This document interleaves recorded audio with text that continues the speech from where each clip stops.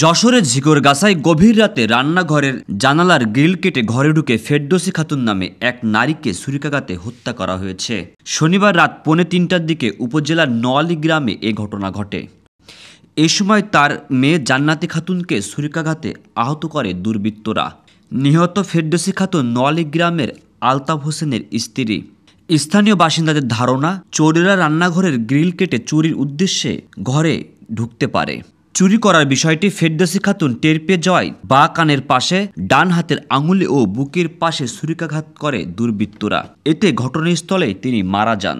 এ বিষয়ে ঝিকরগাছা থানার ভারপ্রাপ্ত কর্মকর্তা ওসি কামাল ভূঁইয়া বলেন, প্রবাসীর স্ত্রী ওই নারীকে ছুরিকাঘাতে হত্যা করা হয়েছে। কী কারণে এ হত্যাকাণ্ড সেটি আমরা তদন্ত করছি। আসামি শনাক্ত ও আটকের চেষ্টা চলছে। আশিকুর রহমান শিমুল, গ্রামের কাগজ।